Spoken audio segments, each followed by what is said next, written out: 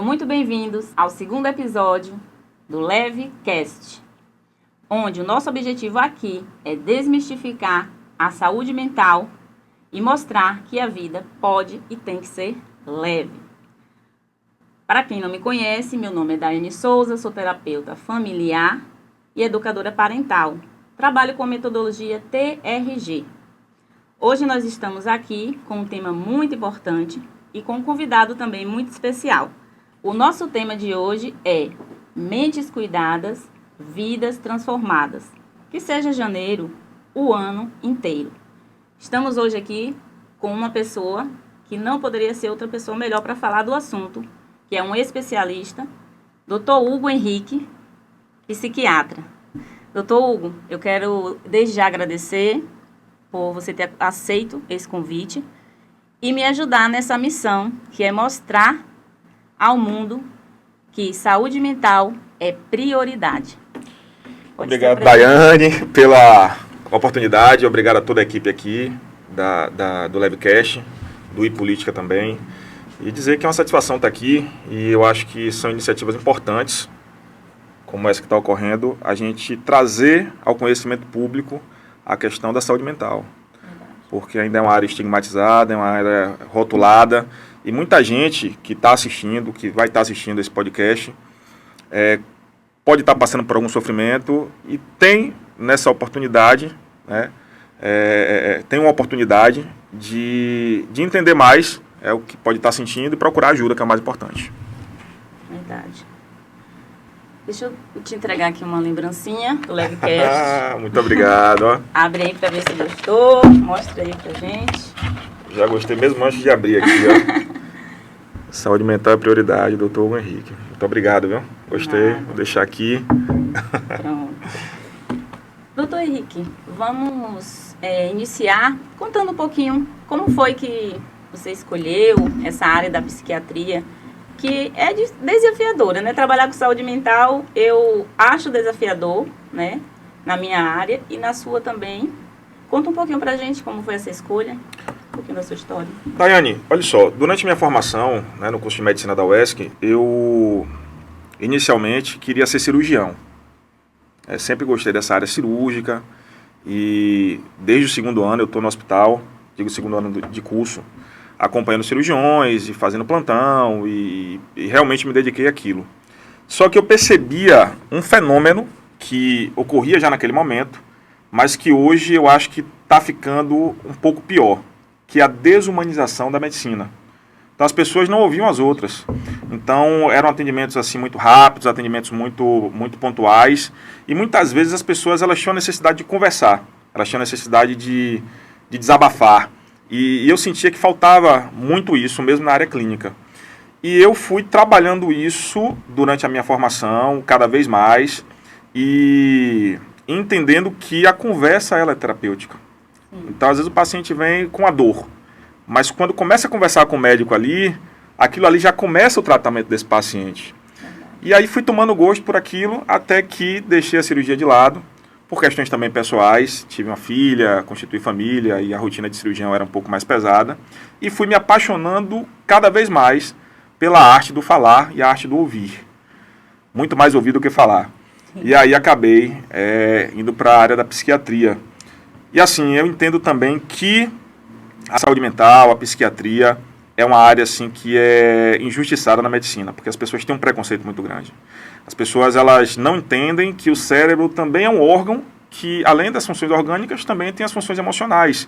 E essas funções emocionais, essas emoções, elas podem estar evidentemente alteradas e elas precisam sim de cuidado, elas precisam de ajuda.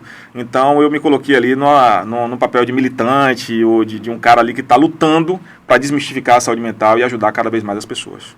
Isso. Quando eu te conheci, o que me chamou a atenção foi justamente isso, porque eu sou terapeuta emocional, né? E trabalho com famílias. Só que o que eu percebo é que essa área de psiquiatria, ela é muito temida pelas pessoas.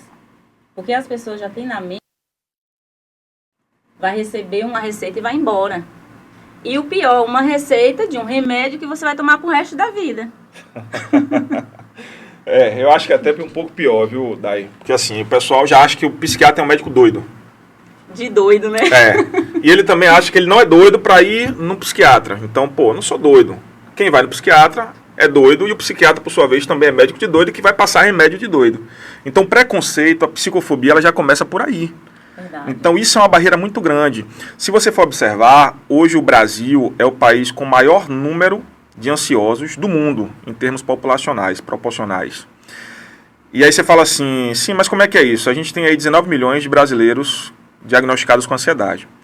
Mas eu te pergunto, você acha que esse número é real? É subestimado ou é sobreestimado? Me diga aí. Hoje, a ansiedade, na realidade, a ansiedade, olha ela aqui, ela é para ser, ela não está sendo usada para o que ela tem que ser usada, né? Porque como todas as emoções, a ansiedade, ela é para ser boa, é para te impulsionar, é para fazer você fazer as coisas melhor, tipo, né? Eu vim aqui fazer esse podcast. Eu sou terapeuta, mas eu fiquei ansiosa. Só que é aquela ansiedade que é as borboletinhas na barriga, que você pensa, o que eu tenho que organizar? Eu vou fazer um roteiro, eu vou seguir bonitinho para dar tudo certo, para que as pessoas entendam, para passar informação boa. Essa ansiedade tranquila. Só que as pessoas agora, elas usam o termo ansiedade, né, que é a ansiedade generalizada, para justificar tudo. Sim. E eu acredito, pelos meus atendimentos, que esse número, ele não seja 100% real, entendeu? Com certeza.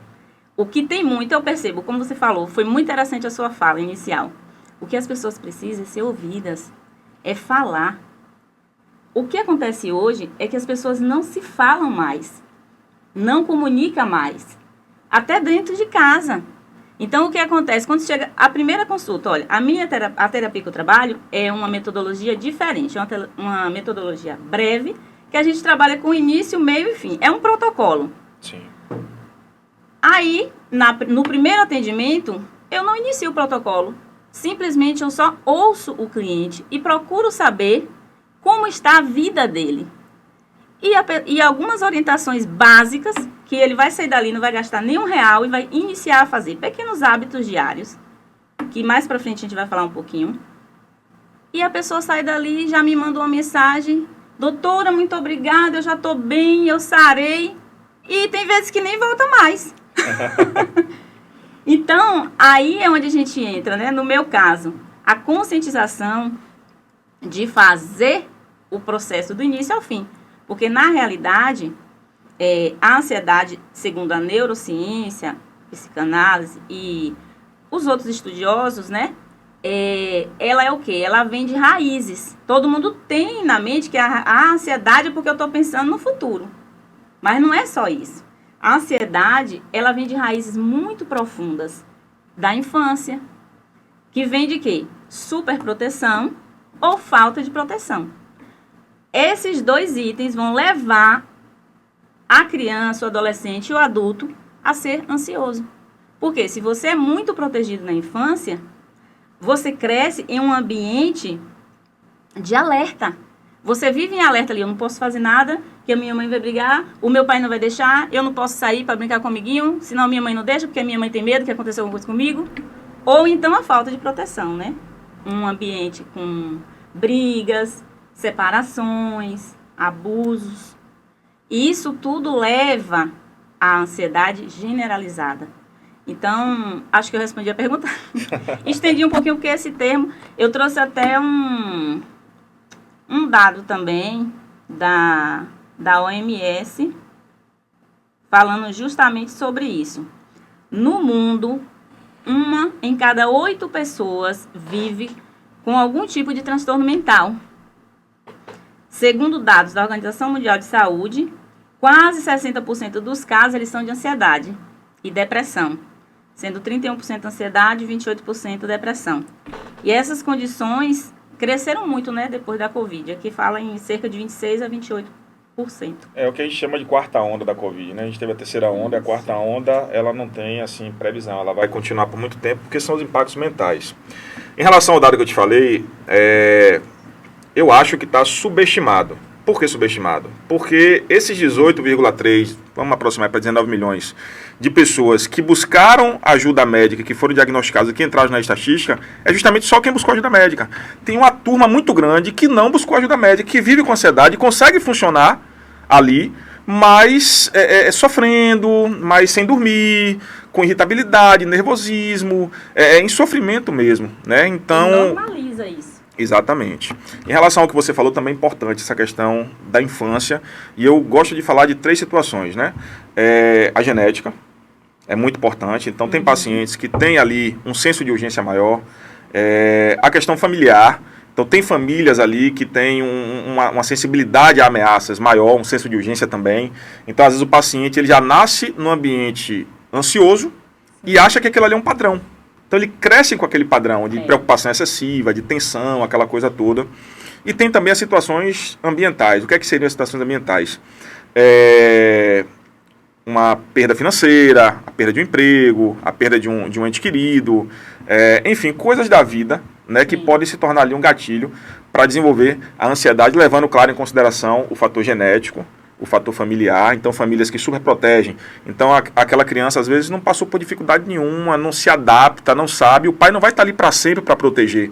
Então às vezes quando dá de cara ali com uma adversidade, com uma situação mais grave entre aspas, né, que para ele é grave, que para a gente é normal, ele vai se desesperar, ele vai ficar mais ansioso.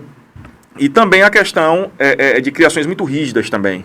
Quando você tem uma rigidez muito grande, quando aquela criança ela não tem tempo de brincar, quando ela simplesmente só trabalha, ou começa a trabalhar muito cedo, ou começa a ter responsabilidade muito cedo, isso é fator de risco, sim, para desenvolver ansiedade. Deixando claro que a ansiedade é um problema, falando da ansiedade, mas estendendo para todos os outros transtornos, multifatorial. Então a gente tem uma situação genética, uma situação ali familiar, de história de vida, e uma situação de ambiente. Verdade. Isso é importantíssimo, porque essa coisa do padrão que você falou, a gente, na realidade, a gente segue um padrão em tudo na nossa vida. Se a gente observar, faz uma retrospectiva da sua família e olha para a sua. Normalmente, a gente segue igual. E isso é inconsciente. A gente não percebe. Como a gente ouve muito falar, as raízes invisíveis. Tem pessoas que falam, é mal hereditário. Tudo isso nada mais é do que repetição de padrão. E como que a gente vai mudar isso? Aí isso é um assunto mais longo que a gente não vai entrar aqui agora. Então, essa coisa do padrão, ela é muito forte. E o ambiente e a genética. Então, os 3, você vê que não é uma coisa só. Verdade. Então, como é que... E outra coisa muito importante que você falou, esses dados que a gente fala aqui da OMS... são as pessoas que foram procurar um hospital. E aquelas pessoas que normalizam. Exatamente. Igual tem um caso mesmo de uma cliente que ela chegou para mim, ela já tinha ido em todos os médicos que você imaginar. Até no ginecologista. Foi no clínico geral, no coração, né? Porque a ansiedade traz todos aqueles sintomas. Foi no coração, foi no ginecologista, no clínico geral. E aí quando ela chegou, uma cliente minha viu ela na agonia e me indicou, ela foi lá falar comigo. Aí a primeira pergunta que eu falei com ela, mas você já passou pelo psiquiatra, né? Aí ela nem respondeu, ela só mudou de assunto. Não, agora você é minha solução. Que responsabilidade, né? E foi aquilo que eu falei, a gente começou nessa conversa, ela já sentiu uma melhora e veio fazer o tratamento. Realmente ela tinha muitas raízes de infância que precisavam ser tratado, tratou todas elas e não precisou ir para o psiquiatra, porque assim, a primeira pessoa que eu indico é o psiquiatra. Por quê? Se a pessoa não está dormindo bem, se a pessoa se alimenta de qualquer jeito, se a pessoa não faz uma atividade física, e não faz porque, não é porque não quer não, é porque não consegue, então ela tem que estar medicada para conseguir se estabilizar. Estabilizou, a gente faz o processo terapêutico. É um conjunto, é a terapia com a ciência. Então as pessoas elas não entendem isso, acham que terapeuta é bombeiro. Eu falo, não, gente, quem é bombeiro é o psiquiatra. Eu achei muito legal quando eu vi um podcast da doutora Ana Beatriz, que eu gosto muito dela, né? Que ela também, né, ela tem essa área assim, integrativa, e ela falou isso, nós somos os bombeiros, né? Então eu falei assim, eu não sou bombeiro não, vai para doutor Hugo que ele é bombeiro. Então assim, o remédio, ele vai fazer o quê? Ele vai apagar o fogo, ele vai te melhorar, ele vai te ajudar, mas ele não vai, né, a cura em si. Agora, a medicação com a terapia, hoje a gente já tem fatos científicos da TRG de cura de depressão.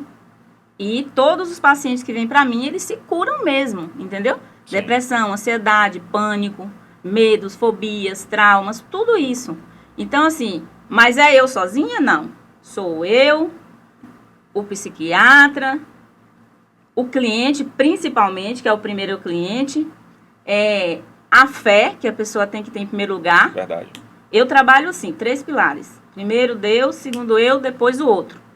Primeiro a fé, depois a gente entra com as outras, né, providências, que é terapia, a medicação, os outros profissionais também, nutricionista, tudo envolve, né? Porque nem todo mundo consegue fazer uma alimentação saudável. Vai no nutricionista, pega uma receita, né? Faz bonitinho. Uma dieta. E segue. Às vezes a gente acha que a gente está gastando dinheiro, mas não é gasto. Isso é economia. Verdade. O que é caro hoje? Caro é você ter uma família desestabilizada, é ter um filho que não olha para sua cara, que fica trancado dentro de um quarto numa tela, e você sem paciência nenhuma, nem para sentar, para brincar com o menino, ou conversar com o adolescente. Então isso sim é caro. E a gente não olha, às vezes a gente gasta dinheiro à toa. Na verdade, é um investimento, né? Você vai investir em sua saúde, você vai investir ali no seu bem-estar e, consequentemente, no bem-estar de sua família, porque, às vezes, quando a gente tem um paciente que está adoecido e que está, assim, num quadro mais severo ali, ele acaba também mexendo com a estrutura familiar, mexendo com a saúde mental dos outros familiares. E uma coisa importante que você falou um pouco atrás na sua fala, em relação à ansiedade. As pessoas, às vezes, demonizam muito a ansiedade, mas a ansiedade é um fenômeno adaptativo da espécie humana, que na verdade nos protege. Ou seja, você vai atravessar uma rua, você precisa ter um pouco de ansiedade ali para evitar que seja atropelado. Ou seja, você vai se preocupar com o carro que vai passar. De repente você está aqui nesse ambiente aqui do podcast. E aí, meu amigo, de repente aparece um cachorro aqui, muito valente, tem uns 3 dias sem comer nada, e está aqui, e você está aqui sozinha. Você vai fazer o que com esse cachorro? Você precisa se salvar. Ou você vai lutar com ele, ou você vai tentar fugir, não é isso? Então essa reação de luta e fuga, ela é muito comum no nosso organismo. Aí libera adrenalina, libera cortisol, que são hormônios ali do estresse. Então esses hormônios, eles vão te deixar mais forte, mais ativo, para você escapar da ameaça. Isso acontece a todo momento na nossa vida. E é o que a gente chama de ansiedade fisiológica. O grande problema é quando isso ocorre sem o cachorro estar presente. Sem você ter uma ameaça ali. Imagina. Então você está em casa deitado, para dormir, cara. E aí, de repente, o coração começa a ter falta de ar, sensação de falta de ar, tremor, suor frio. Então, assim, seu corpo está reagindo a uma suposta ameaça que, na verdade, não existe. Ou é uma ameaça pequena, de repente, uma consulta médica no dia seguinte, é uma viagem que você vai fazer, e aí o cara perde a noite, ele não dorme, fica ali olhando para o relógio a todo momento, e isso traz, a longo prazo, né, sequelas no corpo físico. Tá? Sequelas cardiovasculares, sequelas de estresse. O cortisol é o que a gente chama de hormônio do estresse. Então esse cortisol ele imunossuprime. Então nosso organismo ele vai estar mais suscetível a infecções, à obesidade, ao próprio câncer. Então tudo isso levado ali pelo quadro mental. E o mais impressionante disso tudo, Daiane, é que as pessoas convivem por isso por longos anos, simplesmente pela dificuldade de buscar ajuda médica e psiquiátrica. Verdade. E de multidisciplinar, né? Em relação ao que você falou do acompanhamento, eu sempre coloco para os meus pacientes que o acompanhamento ele é multidisciplinar. E a medicação, eu falo assim, a medicação é um turbo. A medicação ela vai te ajudar ali, naquele momento ali que você está em baixa, vai te dar um empurrão. Mas eu sempre priorizo a mudança no estilo de vida. Então, atividade física regular, no mínimo aí 3 vezes por semana, meia hora por dia. A questão da alimentação é muito importante. Então, a gente sabe que tem alimentos que são inflamatórios, que predispõem ao desenvolvimento de transtornos mentais, como depressão e ansiedade. Então, aqueles alimentos ricos em gorduras, alimentos ricos em ultraprocessados, né, ricos em condimentos, tudo isso aí predispõe ao adoecimento mental. Isso já é uma área da psiquiatria nutricional. E a questão da atividade física. Você fala assim, vem cá, a medicação psiquiátrica, ela funciona de que forma? Ela vai promover o acúmulo de neurotransmissores na fenda sináptica. Só traduzindo o que é isso, gente. Entre um neurônio e outro. Entre um neurônio e outro. Então você vai aumentar a serotonina, que é o conhecido hormônio da alegria, que é o que é responsável pela sensação de bem-estar. Vai acumular noradrenalina, que é o neurotransmissor ali que é responsável pela atitude, pela vontade, pela ação, pela vontade de fazer, de agir. E vai também ajudar a acumular a dopamina, que é o neurotransmissor do prazer, que vai te dar a sensação de prazer. Beleza? A atividade física faz isso tudo naturalmente. Só que as pessoas não... Exatamente. Então, se você for pensar... E você não sabe a dificuldade que é. Você sabe. demais. Você sabe a dificuldade que é pra gente implantar isso, que a pessoa precisa disso pra ficar bem. Porque, assim, é um antidepressivo natural. Então, por que não fazer atividade física? Por que não fazer uma alimentação, ter uma alimentação adequada? Entende? Então, eu digo pro meu paciente, eu tenho duas alegrias aqui. Quando o paciente vem pra mim, que eu vejo que ele precisa realmente da medicação, porque muitas vezes não precisa. É um quadro mais leve, terapia, vai lá, procura a Daiane, procura alguém lá. Mas quando ele precisa da medicação, eu digo que eu tenho duas alegrias. A primeira é quando ele toma um remédio e fala, doutor, tô ótimo, tô dormindo, tô bem, tô ativo, tô produtivo. E a segunda é quando ele aparece, que a gente reavalia e fala, cara, tá na hora de tirar os remédios. Porque a minha ideia é que ele faça um tratamento e que ele viva a vida dele sem medicações. Algo mais é necessário e tal, tudo bem, a gente vai fazer no tempo necessário. Mas o ideal é que ele siga a vida dele sem medicações. Mas para que eu consiga que ele faça isso, ele precisa sim mudar o estilo de vida. Saiu um artigo agora novo dizendo que a atividade física tem 1,5 vezes mais eficácia do que as medicações. Então, por que a gente não entrar nessa corrente? Por que não estimular a atividade física? Então, isso é uma das minhas lutas no consultório. Demais. Isso foi uma coisa que me deixou, assim, muito alegre mesmo quando eu conheci seu trabalho, justamente por isso. Você botou isso, assim, como a atividade física é prioridade.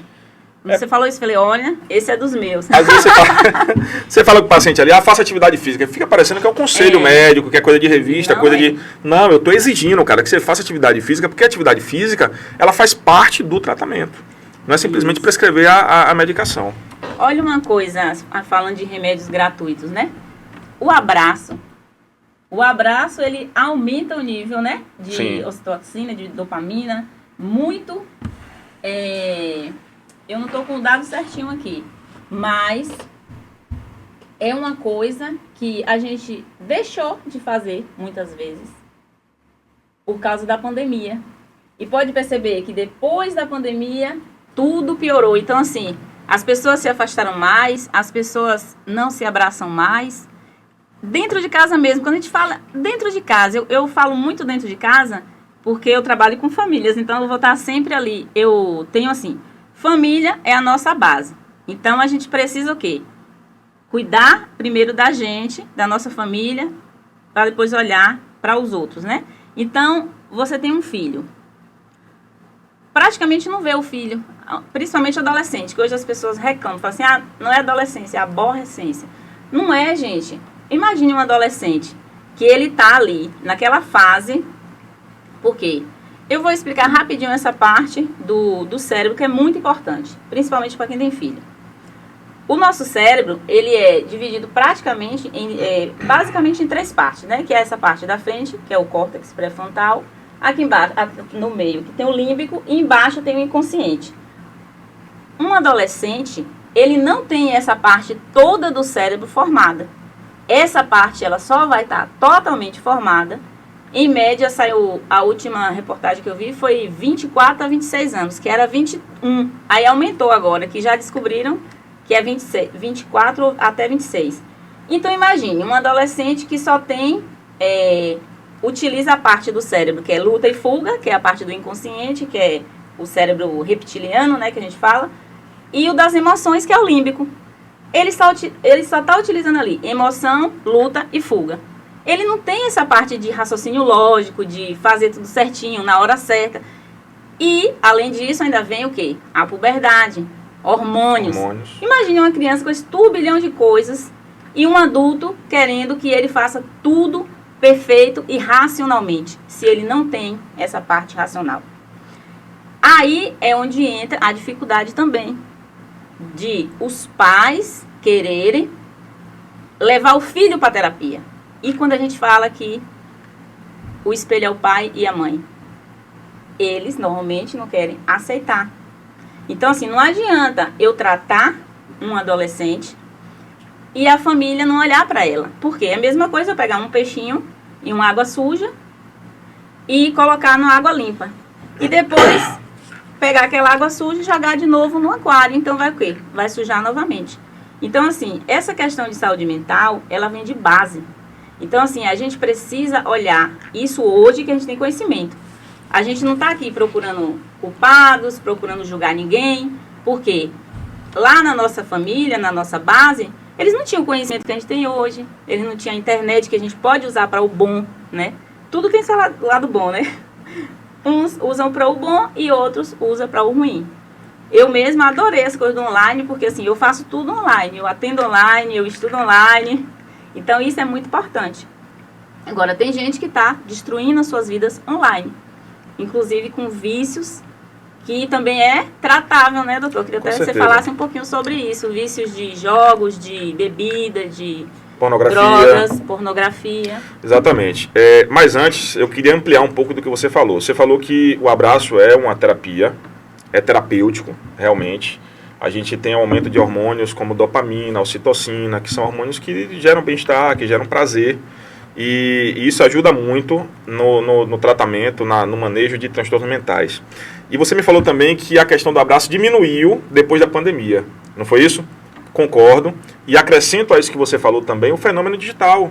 Sim. Então hoje a gente tem automação e conectividade juntos. Então as máquinas hoje, a inteligência artificial, tudo está bem evoluído.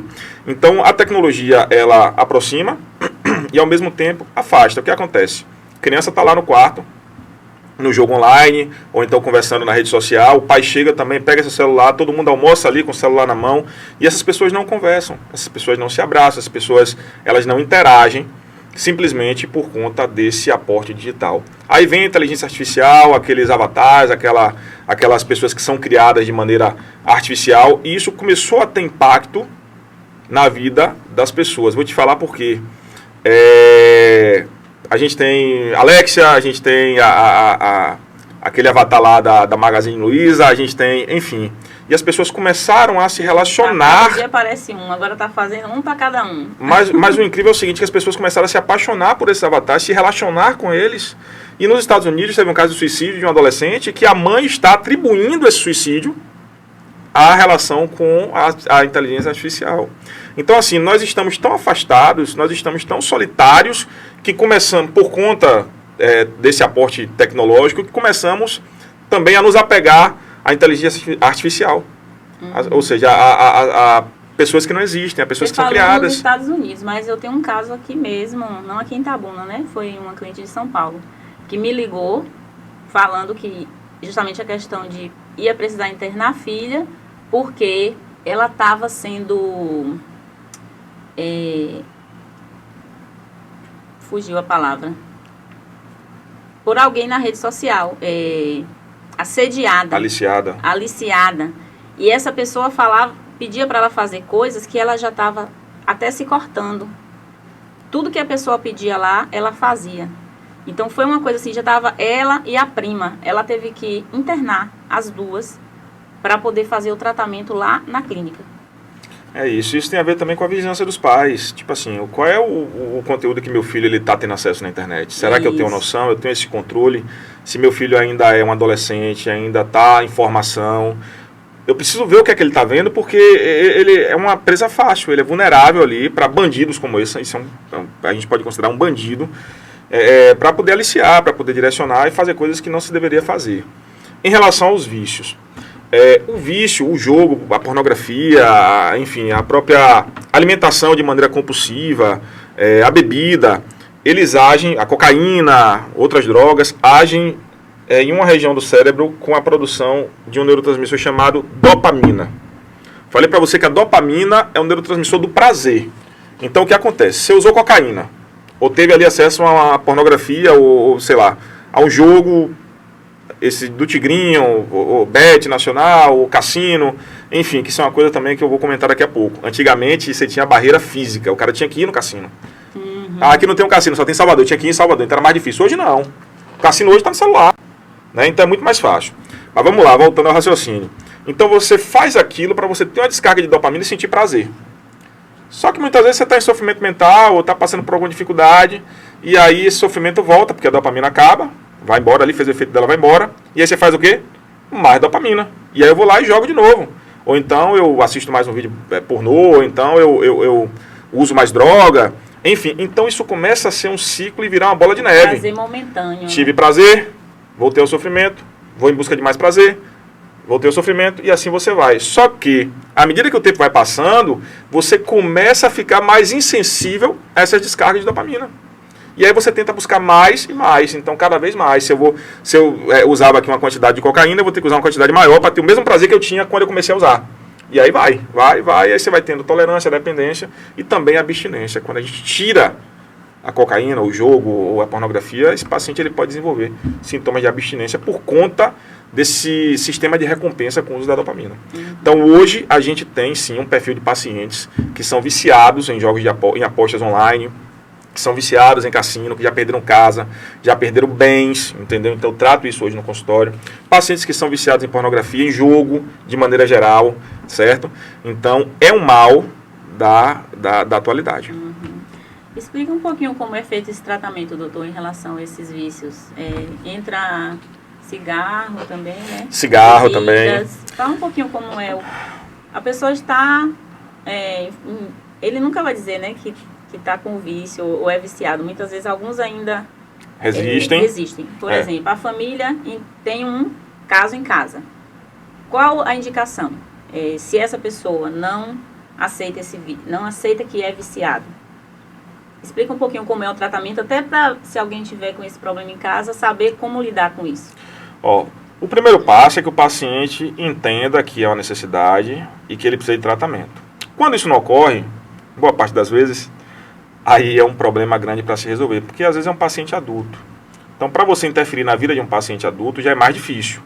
Então, às vezes, algumas famílias pedem interdição, ou então, às vezes, leva a força para uma clínica de reabilitação. Enfim, isso é muito de cada caso. Mas, assim, existem medicações que a gente pode utilizar. Que a pessoa aceitou. Pronto. Qual é o primeiro passo? Excelente. Ele vai ter que passar por um tratamento multidisciplinar. Então, terapia é importante, atividade física. Vou te dar um exemplo aqui bem legal. Tinha um paciente que era viciado naqueles bets nacionais, enfim, de apostas. E aí ele, qualquer jogo, o cara, vamos apostar aqui em quantos escanteios vai ser, vamos apostar em quantos gols e tal. E aí chegou a perder 60 mil reais, era um paciente assalariado. Estava devendo 60 mil reais. E assim, uma das atitudes que eu tive, das ideias que eu tive, foi justamente trocar o celular dele por um celular analógico. Falei, se você tirar o smartphone, você não vai poder baixar aplicativo. Então, cara, seu celular é esse aqui agora. E o cara comprou o celular e deu muito certo. Mas vamos lá. Medicações, então eu preciso investigar se tem um quadro de ansiedade, um quadro de depressão, se o jogo é uma fuga, se o vício é uma fuga, certo? Isso. Então a gente vai tratar ali o transtorno de base. E a segunda coisa existem medicações que são utilizadas para compulsão, como por exemplo topiramato, que a gente pode utilizar em 50, 100 miligramas, 150. Deixa eu, rapidinho, doutor, não te cortando não. Não, tranquilo. Você falou essa coisa da fuga e essa justamente é a parte que eu entro, né? O jogo, gente, é realmente uma raiz muito forte de alguma falta que tem na infância. Então, o jogo ou qualquer excesso, você quer suprir ele de algo que você não teve. Então, nessa primeira avaliação, a gente já faz essa avaliação. Qual é o excesso que você está tendo na sua vida? Se você tem algum tipo de vício, qualquer um. Eu quero cobrir o quê aqui, eu quero tampar o quê aqui na minha vida? Qual é o excesso que eu tenho? Tem até uma frase que eu gosto muito, que é: todo excesso esconde uma falta. Então, qual é a falta que eu tenho em mim, que eu estou querendo preencher? É muito importante fazer essa análise, né, doutor? Verdade. E a gente tem, como eu falei, a medicação para compulsão e a gente tem também para determinados vícios. Por exemplo, bupropiona. É uma medicação que a gente usa para o paciente que é tabagista, quer parar de usar a medicação, que quer parar de usar o cigarro. Então a medicação ela vai ter efeito tanto na ansiedade quanto na questão do uso do tabaco. Hevia, o Ninaltrex, que é a naltrexona, é uma medicação que a gente usa para controle do consumo alcoólico. Então o paciente realmente perde a vontade de beber. Que bom. E a duração, assim, de tempo de tratamento? Aí depende de cada caso. A gente vai avaliando periodicamente, enfim. Aí, associado a isso, o que é mais importante de tudo no caso dos vícios, o que é mais importante para você que está me ouvindo, para você que está assistindo, rede de apoio.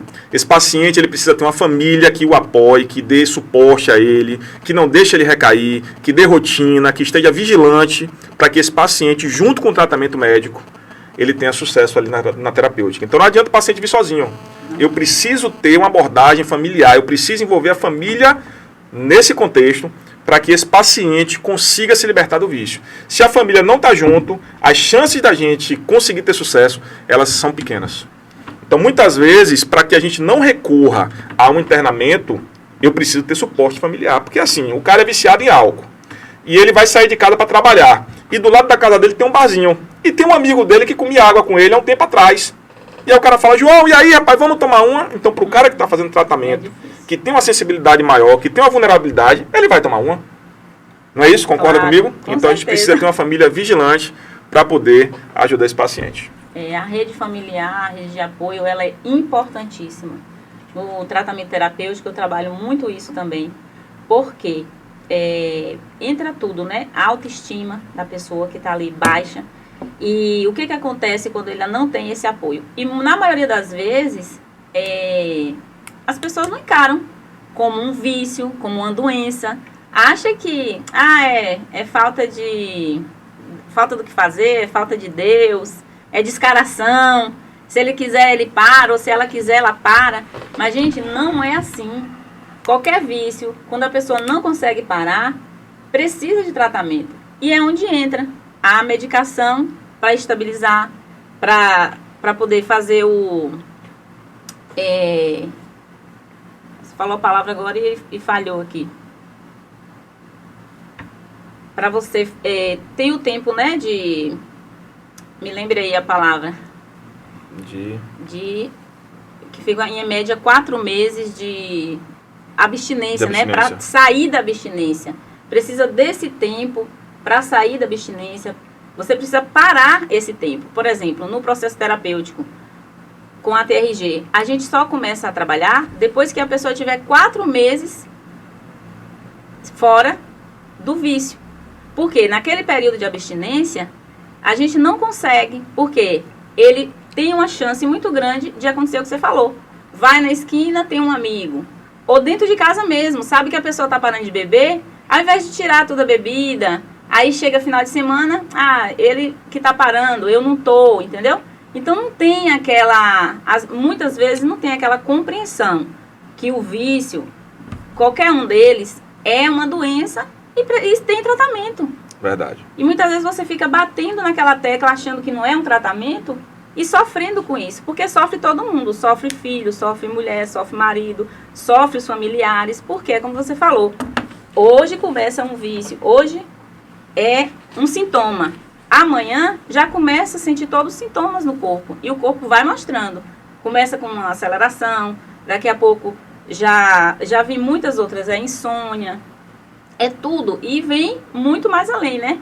Até o diabetes, com consumo, excesso de consumo de álcool, e tudo isso. Então, muitas doenças físicas, 90% delas, elas vêm de origem emocional. E a gente não sabe por que as pessoas não olham para o emocional primeiro. Porque tratou emocional, esse corpo físico, ele vai ficar são, ele não vai ficar daquela maneira, entendeu? Eu tenho um caso mesmo até de uma cliente que ela o vício dela, eu falo para ela que é vício de trabalho. Ela só quer viver trabalhando. Então, assim, ela trabalhou tanto que os sintomas dela já é de burnout. Toda vez que ela vai para o trabalho, ela tem uma crise de ansiedade forte. Então, o que eu conversei com ela, você precisa... O primeiro trabalho com ela foi justamente estabilizar, para controlar a ansiedade. Ela ficou mais ou menos uns 30 dias sem ir para o trabalho, começou a evoluir e ela passa pelo psiquiatra também. Começou com 6 medicação, foi reduzindo a medicação, já estava com 4 só. Aí, quando 30 dias ela já estava se sentindo bem, parou a terapia e voltou para o trabalho. O que aconteceu? Quando ela retornou novamente, 2 ou 3 meses depois, com mais 3 medicações acima do que ela já tinha, ou seja, ela estava com 9 medicações. Então, assim, se a pessoa está vendo que o ambiente, como você falou, o ambiente importa demais. Então, se a pessoa está vendo que aquele ambiente está sendo sufocante, ela tem que procurar por que está sufocando. E se tratar primeiro, completar todo o tratamento, tanto medicamentoso ou terapêutico, para poder voltar e nem voltar à rotina, né? Porque se a pessoa volta à mesma rotina, imagina a pessoa entra às 5 horas da manhã, sai 10 da noite, não tem vida, não faz atividade física, não faz nada, nem uma caminhada, nem toma um sol. O senhor acha que vai ficar bem algum dia? Realmente. Uma coisa que eu costumo falar é o seguinte, vamos lá. O paciente, ele tem uma infecção de garganta. E essa infecção de garganta é causada por uma bactéria, certo?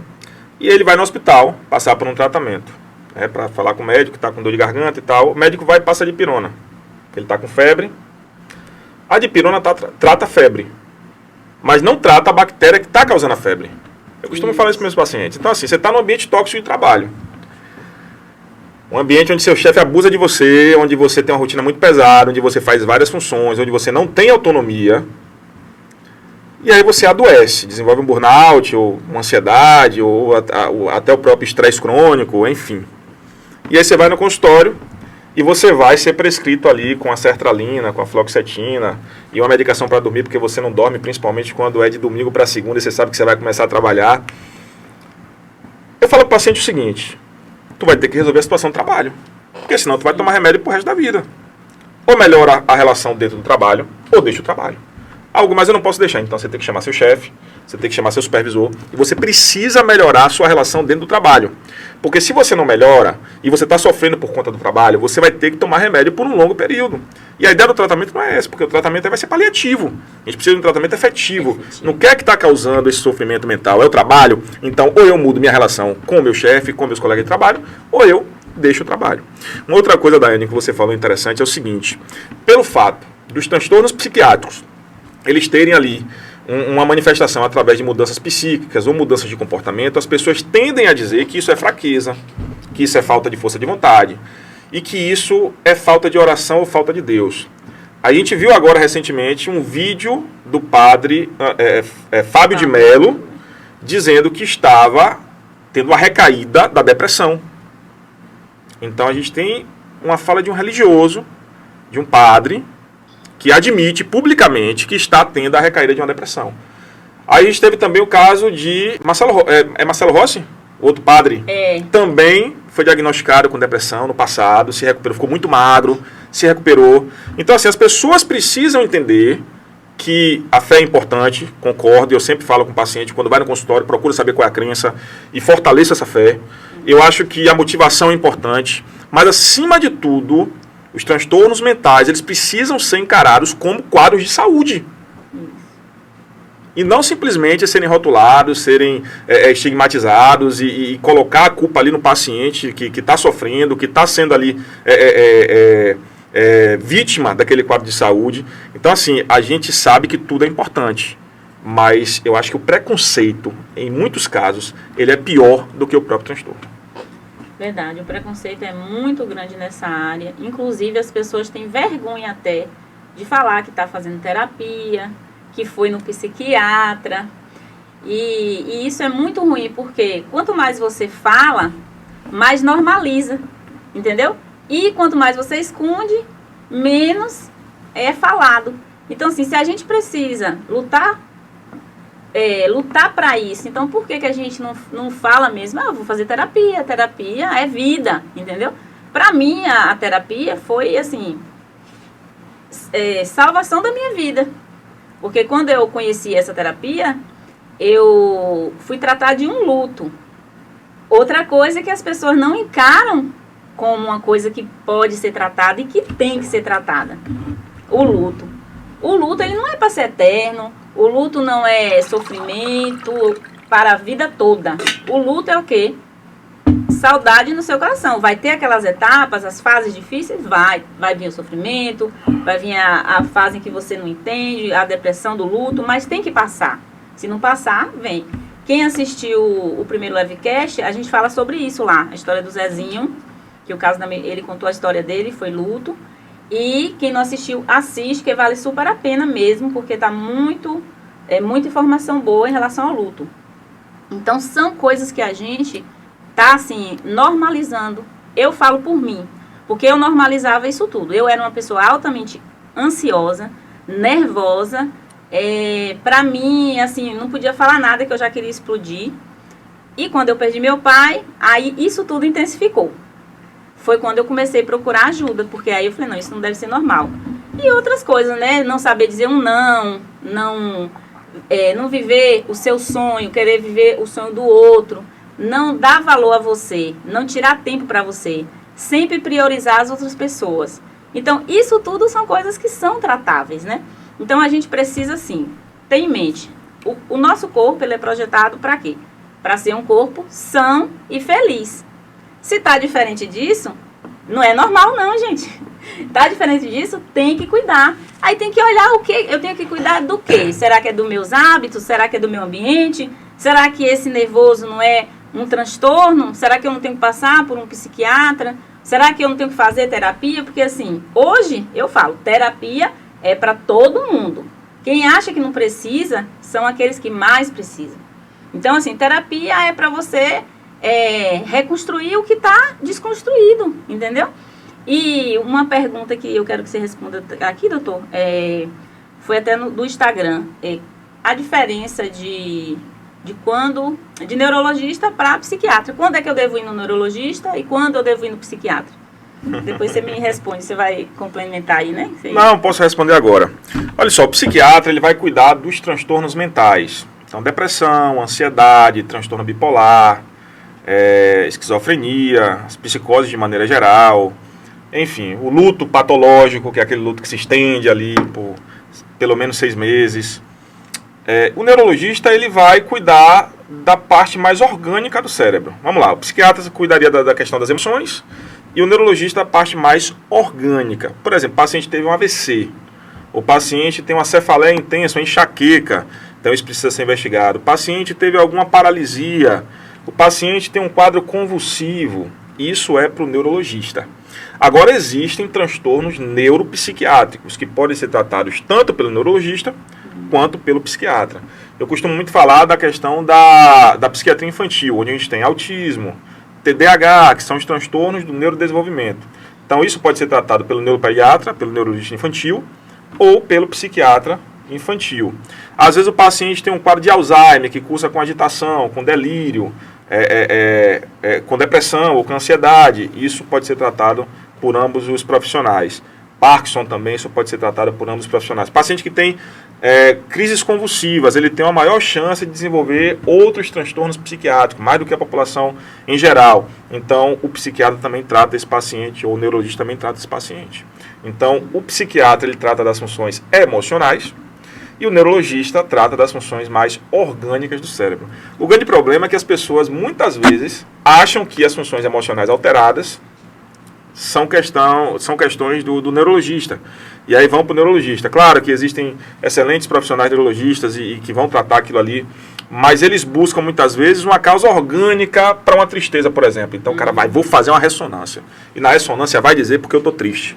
E não vai dar nada, cara. Não adianta, só gasta. E muitas vezes, estou com uma palpitação, sensação de falta de ar, eu estou com um ataque cardíaco aqui, com infarto, sei lá, com problema cardíaco, e aí vai pra onde? Vai fazer um eletro, eco, holter, vai no cardiologista, aí o cara vê tudo, cara, você não tem nada, eu vou te passar aqui uma prazolamzinha de 0,5 e procura um psiquiatra. Aí o cara vai procurar o psiquiatra, depois que já fez ressonância, eco, eletro, holter, mapa, tomografia, e aí ele fala, cara, tenho que ir no psiquiatra. E já chega lá, depois de ter gastado muito dinheiro, já ter perdido muito tempo, passado em vários médicos, e talvez até estar com um quadro mais evoluído, para depois o psiquiatra, coitado do psiquiatra, tentar resgatar, né? É o bombeiro. Isso, deixa eu te fazer outra pergunta aqui do Instagram, que foi em relação a melatonina. Pode tomar melatonina sem receita médica? Olha só, a melatonina, se descobriu que a melatonina é produzida pelo cérebro, né, à noite e ela estimula o sono. Tá? Então, teoricamente, é um hormônio, uma substância natural. Né? O ideal é que seja prescrito pelo médico, tá? Mas hoje não há uma restrição para compra. Mas é uma medicação, inclusive, que eu prescrevo. E eu acredito que se você está tomando melatonina é porque você tem problema com sono. Então você tem que procurar alguém, um terapeuta, porque às vezes é uma coisa mais simples, você consegue resolver ele na terapia, ou mesmo um médico, para poder fazer esse diagnóstico e ver se realmente a melatonina é o mais indicado. Então, às vezes você está num sofrimento grave, você está ali muito tenso, hipervigilante o dia todo, mas o que mais te incomoda é a insônia. Então você acha que para você o problema é só o sono. Muitas vezes não é só o sono. Então você tem que procurar um médico para a gente fazer o diagnóstico correto e ver se realmente é melatonina ou se é outra medicação para ser utilizada. A automedicação, ela não é legal. Isso. Exatamente. Eu também, eu sempre falo isso com os meus clientes, justamente porque as pessoas têm aquela coisa na cabeça assim, né? Ah, eu vou...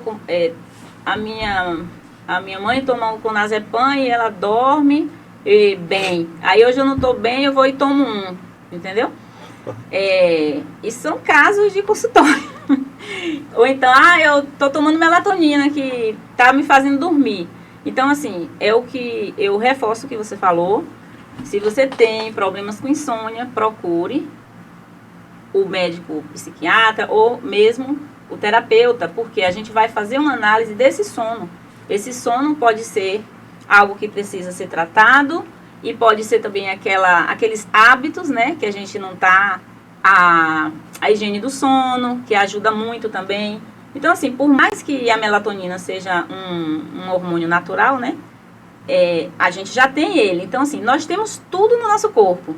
A gente só precisa ativar. Verdade. Então, assim, se a gente começa a colocar coisas de fora para dentro, então o nosso cérebro, olha ele aqui, automaticamente, ele faz o quê? Deixa de produzir, né, doutor? Porque ele entende, ele é muito inteligente. Se você está todos os dias tomando melatonina, ele já sabe que você vai tomar, então ele para de produzir. Então o importante é o quê? Usar o que você já tem e saber como ativar. Como é que eu vou ativar o hormônio do amor? Abraço, atividade física. Como é que eu vou ativar a melatonina? Higiene do sono, olhar a minha rotina diária. Será que eu estou me preparando para dormir ou se eu estou pulando na cama sem nem apagar a luz ou diminuir a luz? Então é muito importante que isso seja olhado, né, doutor? Será que eu estou com o celular ali antes de dormir, na cama, o tempo todo? Na tela. Será que eu estou na rede social? Isso é bem relevante, a gente tem que perguntar muito isso ao paciente. E eu tenho muitos casos de insônia em adolescente, que o cara fica no histórico com o celular. Quanto tempo, doutor, antes de dormir? Fala aí Geralmente 2 a 3 horas. 2 a 3 Então você vai dormir 10 da noite, 8 horas, você tem que zerar aquilo ali. Em algumas referências até antes disso aí, entendeu? Eu acho importante. Porque assim, esse estímulo da tela faz com que você não durma. Então piora a situação. E é uma luta diária isso, né? Implantar isso na mente das pessoas. Principalmente dos adolescentes. Até mas pra adultos gente, também. às vezes é um pouco difícil, mas quando você coloca isso na sua mente, automaticamente ele vira um hábito. Vai ser difícil, né? Na primeira semana, mas você coloca ali, não. A partir de 8 horas eu não olho mais o celular. E aquilo vai doer no primeiro dia, no segundo, mas quando você faz uma semana, você vai ver que você vai conseguir enxergar as pessoas dentro de casa. Verdade. Até os próprios filhos, marido, né? Porque hoje uma grande dor, né, dos casais é a falta de comunicação. Geral, né? Verdade. Tem mais uma pergunta aqui sobre bipolaridade e esquizofrenia. Tem exames para identificar esses transtornos? Olha só, até fiz um vídeo sobre isso ontem, falando sobre o diagnóstico em psiquiatria. Na atualidade, o que a gente tem hoje, eu digo de acessível, né? Já deixa o Instagram para o pessoal ir lá olhar. O diagnóstico dos transtornos mentais, de maneira geral, eles são clínicos. Eles dependem da anamnese, da conversa, da coleta da história. E a gente tem alguns manuais de diagnóstico, como o DSM-5, como o CID-10, que vão orientar mediante critério diagnóstico, mas não só isso, eu quero deixar isso bem claro. Não é só olhar o DSM-5 e falar assim, eu tenho depressão, não é isso. O fulano tem determinado transtorno, não. A gente precisa coletar a história, examinar o paciente no momento da consulta. Então vai ver se esse paciente está bem vestido adequadamente, se tem higiene pessoal, se não tem, a maneira de falar, as informações, a qualidade do discurso, o conteúdo do pensamento. Tudo isso a gente vai observar se está alterado ou não. e a partir daí a gente fazer um diagnóstico em cima da história, em cima da anamnese, em cima do que a gente coletou. Quando é que eu uso exames na psiquiatria? Quando eu desconfio de algum transtorno neurológico, então eu preciso pedir uma tomografia, uma ressonância, um eletroencefalograma, ou quando eu desconfio de algum distúrbio hormonal, o paciente tem ali uma suspeita de hipertiroidismo, de hipotiroidismo, ou então enfim, de alguma doença física que esteja simulando aqueles sintomas psiquiátricos, tá? Mas, de maneira geral, os exames são muito mais para afastar outros diagnósticos do que para confirmar. Porém, a nível de estudo, a gente tem, a nível de pesquisa, alguns exames de imagem seriados que demonstram que pacientes bipolares ou pacientes com esquizofrenia, eles têm alterações cerebrais, que são vistos ali uma ressonância magnética com contrastes específicos para demonstrar aquilo ali. Mas isso hoje ainda não está disponível para nós. Isso, talvez no futuro, nos próximos anos, isso esteja disponível. Mas, de maneira geral, na psiquiatria, os diagnósticos, eles são clínicos. Eu via uma reportagem, mas não li a fundo, né, sobre teste genético. Isso já tem feito no Brasil, doutor? Ou não? Olha só, na prática ainda não. Mas a gente sabe que existem genes que são responsáveis ali pela predisposição a determinados transtornos. O que eu tenho na prática hoje é o teste farmacogenético. Hoje a gente já tem. Então, assim, a gente tem aquele paciente que você usou ali, um paciente com esquizofrenia. Usou uma losampina, o paciente não respondeu bem. Usamos um Aldol, o paciente também não respondeu bem. Usamos um Apliquitil, o paciente não respondeu bem. Usamos uma clozapina, o paciente não respondeu bem. Então, assim, essas mudanças de medicamento são muito custosas ali para o paciente, porque a medicação ela leva tempo para fazer efeito, às vezes não deu certo, a gente precisa fazer um desmame, não dá para tirar de vez. E esse teste farmacogenético, ele extrai o DNA ali do paciente, né, um exame de sangue, extrai o DNA ali das células, e ele vai testar qual a medicação é mais adequada para aquele paciente, certo? Então, hoje eu já peço para alguns pacientes, geralmente que tem plano de saúde, porque é um exame mais caro, então custou de R$3.000 aí, então nem todo mundo tem condições de pagar, mas é um exame que nos direciona nessa terapêutica. Muito bom. Já ajuda, né? Cada ajuda que vai... Exatamente. A ciência tem evoluído bastante. Porque a psiquiatria é uma ciência, uma área da medicina que é tentativa e erro. Sim. Então eu vou olhar aqui para a Daiane, claro que tem algumas coisas que a gente, sei lá, a Daiane tem um parente que tomou fluoxetina e se deu bem. Pô, então eu vou investir na fluoxetina, porque ela já tem um caso na família de que deu certo. Tem outras coisas que a gente observa para poder medicar, isso tem a ver com o tipo de transtorno também.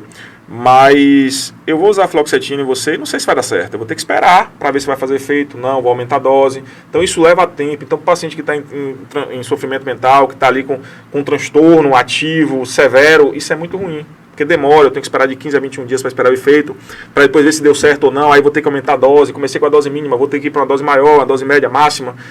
Aí não deu certo, eu vou ter que tirar. Então, assim, isso é muito custoso para a família, para o paciente, para o médico, entende? Então, psiquiatria hoje é tentativa e erro.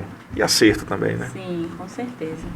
E relacionado a esses transtornos, a gente falou da ansiedade, falou dos outros mais normalizados, né? Sim. E esses outros transtornos de bipolaridade, esquizofrenia, tem borderline, qual a consequência de o paciente não tratar isso? As consequências são as piores possíveis. Desde perda severa na qualidade de vida, porque, por exemplo, se for um paciente borderline, então ele pode acabar um casamento, porque vai ter reações explosivas, a menor sensação de abandono e pode fazer atos ali que são catastróficos, que vão destruir um casamento, por exemplo. Paciente bipolar, então vai ter alteração de humor, esse paciente pode vir aí com sintoma psicótico, e ele pode ter delírios, ter agitação, ele pode ser agressivo, ele pode, enfim, passar por situações vexatórias, e isso envolve toda a família, adoece toda a família. E, além disso, além das consequências físicas também, ele vai estar em risco, né, a própria morte. Esses pacientes ele tem um nível, uma taxa aumentada, né, um risco aumentado de cometer suicídio. Então, os transtornos mentais, principalmente esses que são mais graves, como esquizofrenia, transtorno bipolar, eles precisam de tratamento. Eles precisam de tratamento. A gente não tem como conduzir um paciente com com esquizofrenia ou com transtorno bipolar sem um acompanhamento profissional. Esses são aqueles transtornos que a gente trabalha que precisa de medicação contínua, né, doutor? Sim.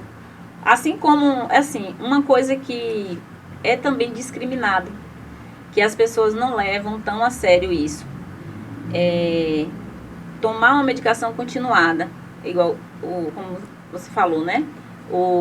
Tem que ser um tratamento multidisciplinar para que a pessoa consiga ter uma vida normal, né? Porque se ele estiver fazendo o tratamento com a medicação, com a terapia, ele vai ter uma vida normalizada.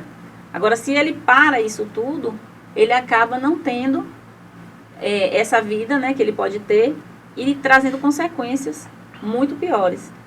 A gente dá um exemplo de, por exemplo, uma doença que acomete assim o mundo, né, que é a diabetes. Quem trata o diabetes normal, né, com a medicação, passando pelos medicamentos, pelos médicos, né, na sequência certinha, ele tem uma vida normal. Ninguém nem sabe que a pessoa tem diabetes. Faz atividade física, toma medicação.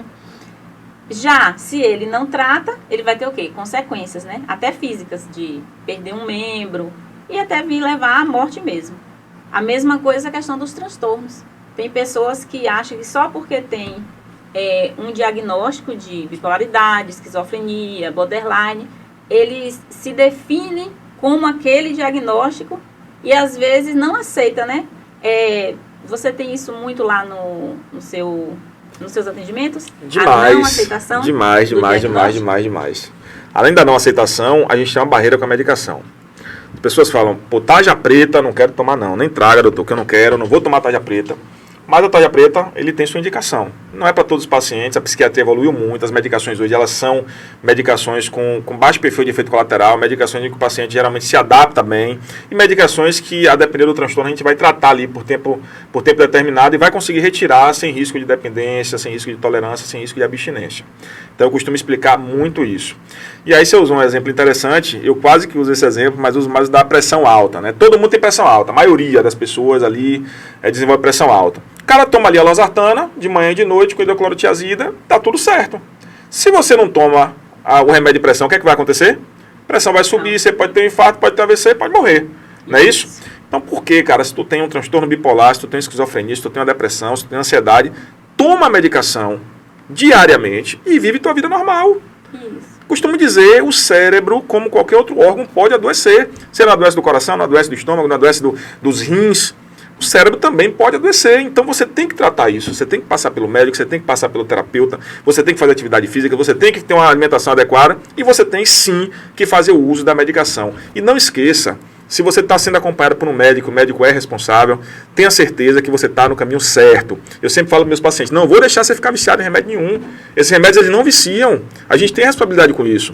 Não está passando assim à toa, não está prescrevendo sem nenhum critério. A gente tem o critério sim de prezar pela vida do paciente. Então não vou deixar viciar e vai depender muito mais dele do que de mim. Se você muda seu estilo de vida, tenha certeza que logo você vai deixar de tomar medicação.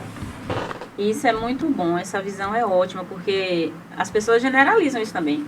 Ah, não, se eu começar a tomar remédio, eu não vou parar nunca mais. Às vezes vem para terapia, posso parar a medicação? Aí eu, calma, quem vai tirar a medicação é seu psiquiatra. Eu não sou psiquiatra, eu não tiro medicação. Você vai ter que fazer o desmame, vai ter um processo. Da mesma forma que você começou, você vai finalizar. Então, isso é muito importante. Saber que nem todos os transtornos a pessoa vai tomar a medicação a vida inteira. Só que tem alguns que a pessoa vai precisar tomar para ter uma qualidade de vida e viver bem. Não é verdade? Exatamente.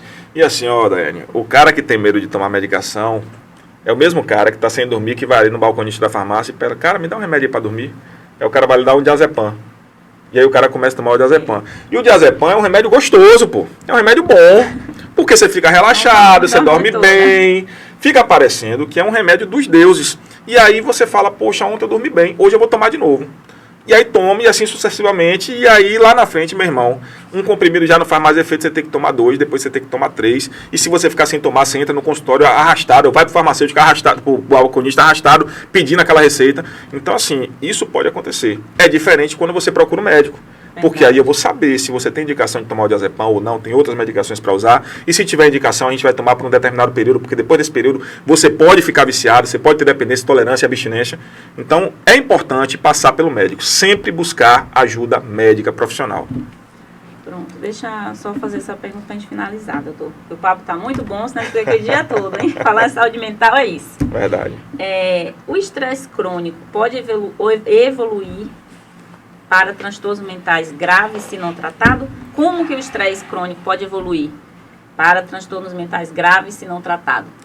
Olha só, o estresse crônico, de maneira geral, assim, na minha percepção, já considero um transtorno grave. Eu já considero. Por quê?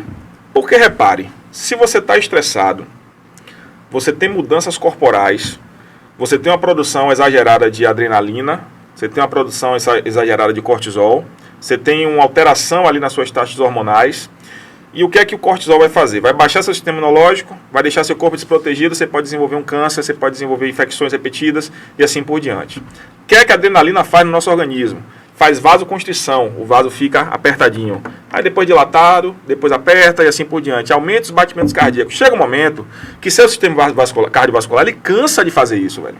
Ele cansa de ficar, aumenta a pressão, baixa pressão, aumenta a pressão, baixa pressão. O coração bate mais, bate menos, bate mais, bate menos. Faz força, não faz força. E assim por diante. Então você começa a ter problemas físicos também. Fora isso, a obesidade, fora isso, o cortisol no sangue, ele aumenta o açúcar. Então você vai ter um aumento do açúcar no sangue, que lá no futuro esse aumento repetido pode levar a um quadro de diabetes, por exemplo.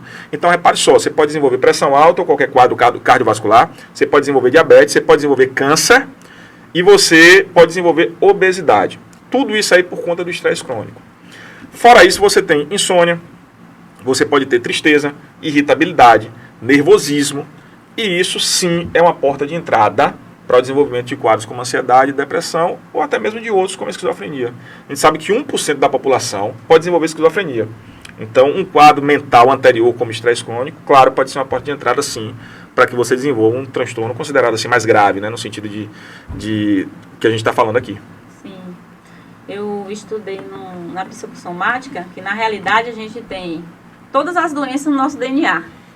Só que, assim, o que vai fazer isso ser ativado é o ambiente que você vive. Então, assim, cada ambiente, cada modo de vida pode ativar um transtorno ou qualquer doença mesmo física. Porque é a forma que o corpo vai ter que mostrar.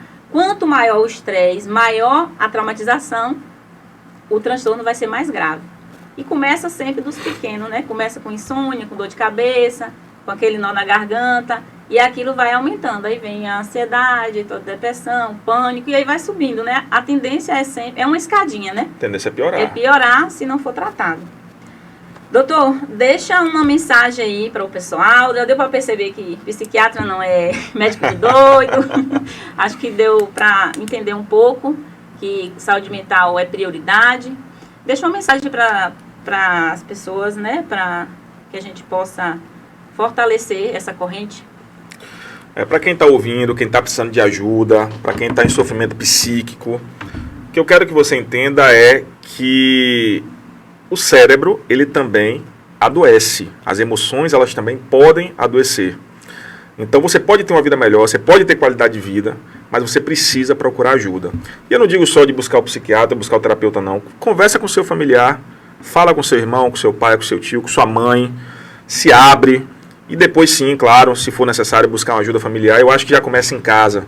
Quando a gente tem um apoio familiar, quando você abre seu coração ali para sua família, para alguém que seja de sua confiança, você já começa a sua terapêutica, você já começa a se tratar.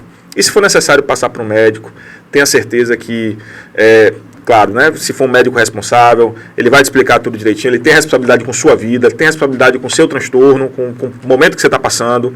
E a equipe multidisciplinar é muito importante também, as terapias, atividade física, alimentação, como eu falei aqui durante todo o podcast. E na dúvida, cara, pede ajuda, você precisa pedir ajuda. Muitas vezes as pessoas cometem suicídio e ninguém nem sabia que aquele paciente estava em sofrimento. Verdade. Então, pede ajuda, porque o que está em jogo é sua saúde mental, o que está em jogo é sua vida. E a vida ela pode ser sim uma vida prazerosa, pode ser uma vida bela, mas com saúde mental e física. A gente sempre brinca que mente sã, corpo sã. Exatamente. É isso mesmo. Muito obrigada, doutor, por esse momento, né, de conscientização. Eu fico muito feliz assim ver que tem muitas pessoas buscando isso, lutando para que a saúde mental ela seja vista, seja normalizada o cuidado, né? Começar da mente para tudo ficar, o resto ficar bom. Então eu vou deixar aqui na legenda, né, os contatos, né, do Dr. Hugo, o meu, vou deixar também um guia para que você comece hoje a cuidar da sua vida e você não vai gastar nada, é de forma gratuita, 7 passos para você começar a cuidar da sua saúde mental. E a mensagem que eu tenho a dizer para todos vocês é: se a gente cuida da nossa mente, tudo à nossa volta fica melhor e automaticamente. Você cuidando de você, você está cuidando de todos ao seu redor. Então, priorize esse ano que está começando agora, coloque na sua prioridade o cuidado com a sua mente. E já busca, já entra aqui no link, já pega o seu guia e já começa agora mesmo a fazer isso. Muito obrigada a todos, eu tenho que só agradecer, Dr. Hugo, todo o pessoal da produção, meu querido esposo que está sempre aqui do meu lado, e a você que está nos ouvindo, que está passando por qualquer problema, não pense 2 vezes. Olhe para você, se priorize e comece pelo feijão com arroz, que é cuidar das necessidades básicas, que como o doutor falou o tempo todo e a gente falou aqui: sono, sol, abraço, comunicação, rede de apoio unida. E a sua vida vai ser muito mais leve. O meu muito obrigado e até o próximo LeveCast.